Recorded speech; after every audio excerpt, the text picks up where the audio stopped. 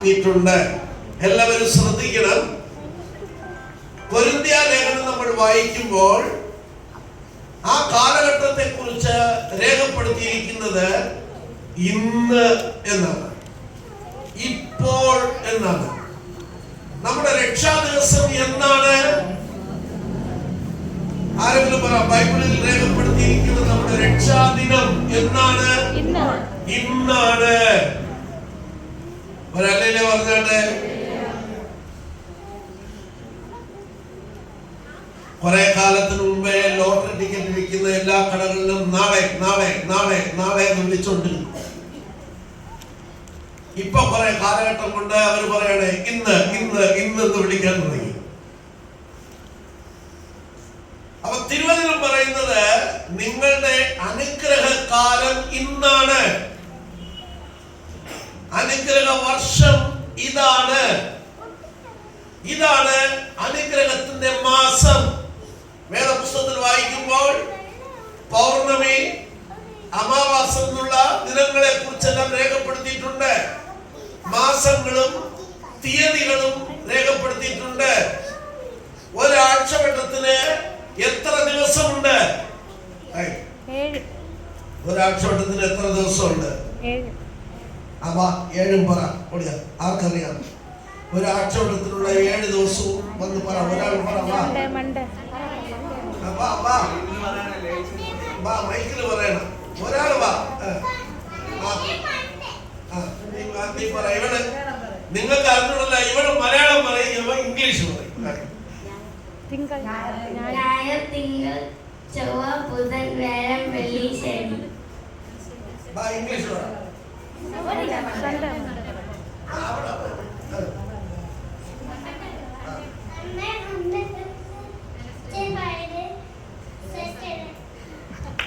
ഈ പിള്ളേർക്ക് മലയാളത്തിൽ അറിയാം, ഇംഗ്ലീഷിൽ അറിയാം.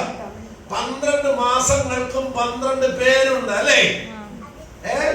നമ്മൾ പറയും ജനുവരി, ഫെബ്രുവരി, മാർച്ച്, ഏപ്രിൽ എന്നൊക്കെ പറയല്ലേ വർഷം. പിന്നെ ഓരോ വർഷത്തിനുമുള്ള സീസണുകൾ സംബന്ധിച്ച് മലയാളത്തിൽ ഓരോ പേര് പറയും. എന്തൊക്കെ വർഷം? നിങ്ങളുടെ മലയാളികളല്ലെന്ന് തോന്നുന്നു. ഞാനാണ് ഒറിജിനൽ മലയാളി അല്ലാത്ത. കൊല്ലവർഷം, കാലവർഷം. Very good. മഴ പെയ്യുന്ന ഒരു കാലം, വെയിലടിക്കുന്ന ഒരു കാലം, തണുപ്പുള്ള ഒരു കാലം അല്ലെ? അങ്ങനെ കാലങ്ങളെ വേർതിരിച്ചിരിക്കുന്നു. വേദപുസ്തകത്തിൽ നമ്മൾ ഉൽപ്പത്തി പുസ്തകം മുതൽ വെളിപ്പാട് പുസ്തകം വരെ നമ്മൾ വായിക്കുമ്പോൾ വലിയ കാലഘട്ടങ്ങളെ യുഗങ്ങളായിട്ട് രേഖപ്പെടുത്തിയിട്ടുണ്ട്. ഓരോ യുഗങ്ങൾ, ഒരുപക്ഷെ ഒരു യുഗത്തിന് ശരാശരി 2000-ഓ 3000-ഓ വർഷങ്ങൾ ഉണ്ടായിരിക്കാം. അങ്ങനെ പല കാലങ്ങളെ കുറിച്ചുള്ള ഒരു കണക്ക് വേദപുസ്തകത്തിൽ എഴുതിയിട്ടുണ്ട്. എന്നാൽ പുതിയ ഈ പഠനത്തിനും തൊഴിൽ മേഖലയ്ക്കും ഇടയ്ക്ക് വരുന്ന ഒരു വൻ സംഭവമുണ്ട്. അതിന്റെ പേരാണ് കല്യാണം. എത്ര പേര് കേട്ടിട്ടുണ്ട്?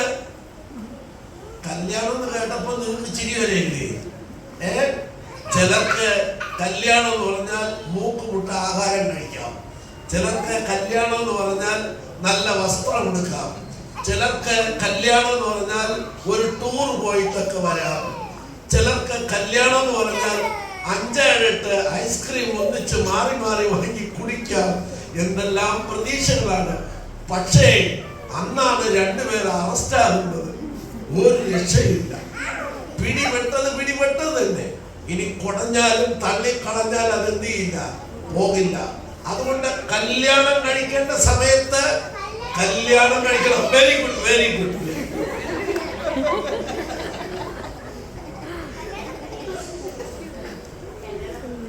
ജോലി ചെയ്യേണ്ട കാലത്ത് എന്ത് ചെയ്യണം? ജോലി ചെയ്യണം.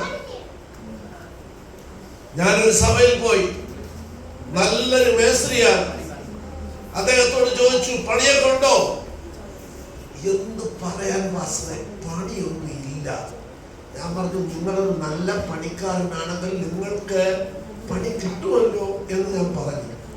നല്ല പണിക്കാരനെ വീട് തേടി വന്ന ആൾക്കാർ പണി കൊടുക്കും, അല്ലേ? പണിയെടുക്കാൻ പോയിട്ട് മുതലാളിക്ക് പണി കൊടുക്കുന്നവരുണ്ടെങ്കിൽ പണി കിട്ടില്ല. പക്ഷെ ഇവൻ അങ്ങനെയല്ല, നല്ലൊരു മേസ്ത്രിയാണ്. ആഴ്ചയിൽ ഒരു ദിവസം ജോലിക്ക് പോകും, 1300 രൂപ കിട്ടും.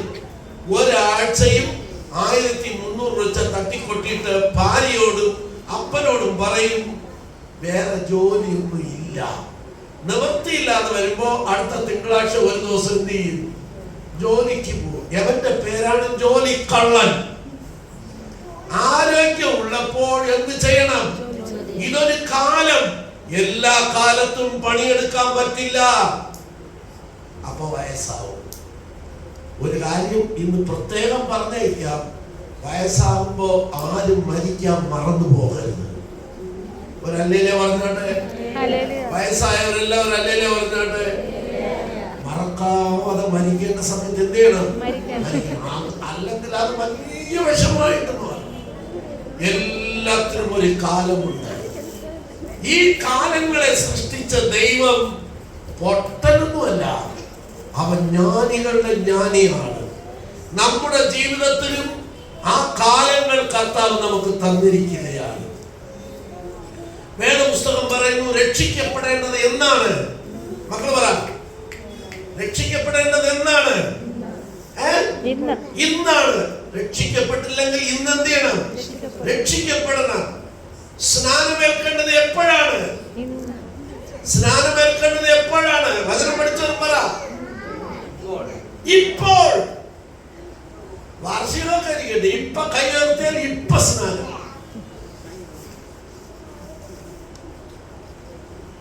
ഒരു മണിക്കൂർ കഴിഞ്ഞ് സ്നാനമേൽക്കാൻ അനുവാദമില്ല.